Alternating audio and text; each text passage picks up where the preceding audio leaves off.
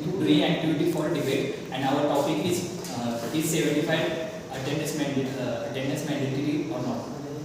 This side is opposing, and this side is in favor. 75% attendance gives students discipline and help them in future goals in industry personality development. But nowadays, college are discouraging the individual learning. A student may can learn through online sources or self-study, but college forcing on attendance, this is not necessary. But for practical knowledge, they have to come to college, and there should be a proper discipline to students for achieving their future goals. But every time practicals are do not attend in time to time. Sometimes there are practicals or lectures are off. That's why there are only time wasting.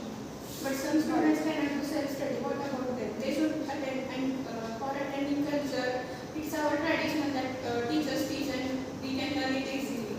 But I think 75% attendance can lead to student stress, and it affects the student health mentality. This pressure can not handled by students. It says study is not done by properly time to time. It will affect them. Then also mental stress can cause. But some students have ability to do their study by their own, and they have ability to do that all work at home. So that's why they have to come college. Remaining time they can perform their own activities and self-study also. But if anyone are come to college by traveling, there are 2 or 3 hours are wasting on traveling. That time also important. Yes, yes, but sometimes some key concepts or some difficult concepts are very easy by the professional teachers, which can be easily understood when we are attending 75%. There are too many online sources, or there are too many institutions can get the knowledge through online sources, and they are focusing on animations, graph learning, animation learning. This is also profiting students. But students cannot focus on online platform. There are many distractions which they can cause. So no proper studies occur in online study. So by attending regular offline lectures, it helps students to understand it properly, and time management with proper scheduling and conceptually attending all lectures and all concepts. I think offline lectures are okay, but it is mandatory are not okay, because if anyone are ill, they have to come college. It is not It also can done in 25%. College also misleading this rule. 75% is not 60% is enough, and sometimes pressure is not handled by the students. But But there this should be interaction between the students and professors also.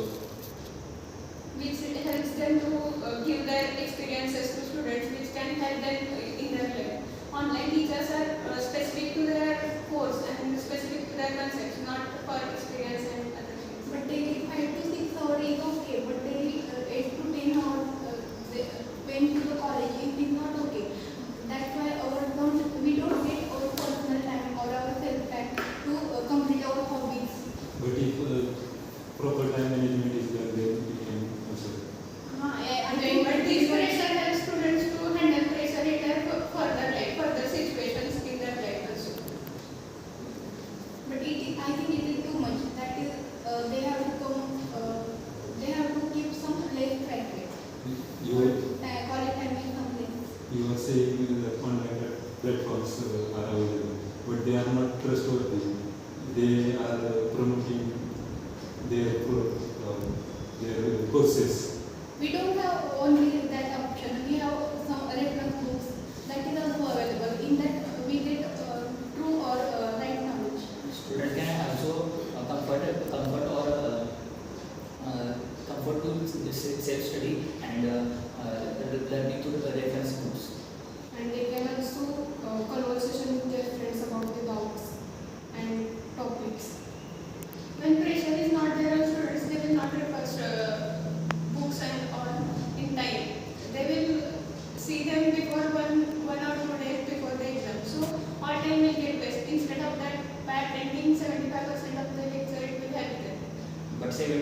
percentage is not a limited pressure, is a large amount of pressure, and I think 60% is enough, and 60% limited pressure can lead to discipline and continuous learning, etc. So the topic for the debate is, are online educators misguiding students? I agree with the point that online educators misguide students because it creates a lot of confusion among the students instead of real education. But online educators are providing education free of cost. And they are wide access. That means where the students not reaching to academics, they can use online platform learning.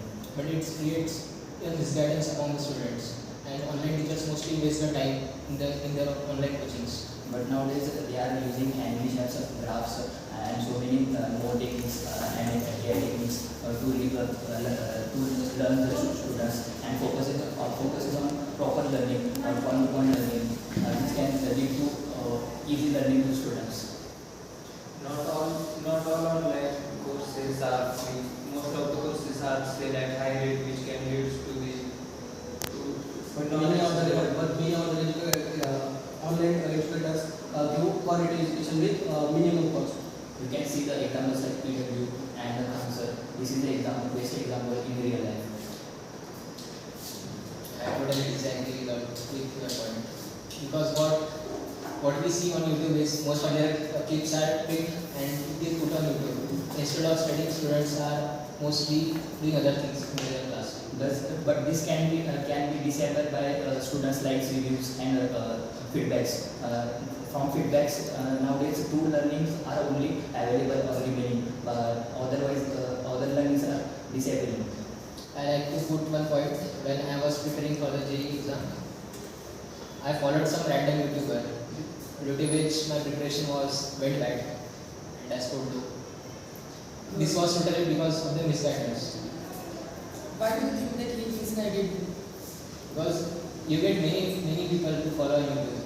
Some random guy comes and he will tell you follow this, follow that, do this, do that. This So it's a misguidance among the Self- students. self-taught experts. This is your fault, because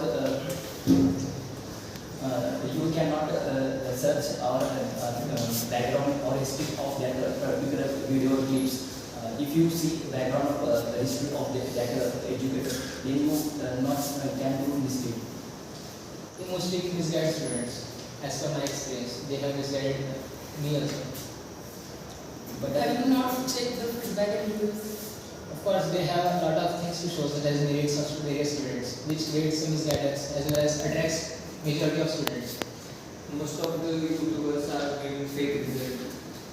Attach their all other toppers result to their academy and all, which can also mislead students. If one student studies in an offline coaching and he also does online coaching for some time or for some revision, then the online educators take their photo and put it up on the results, which attracts more students which are in the hope of studying, which may create misguidance among the students. They are giving the false hope of early success. They are also provided some schedules. Have you ever followed their schedules? Yes. Online educators use multimedia, like they use live sessions, quizzes. They make learning easier. doubt session is also there, and one mentor is there. This can lead to proper learning.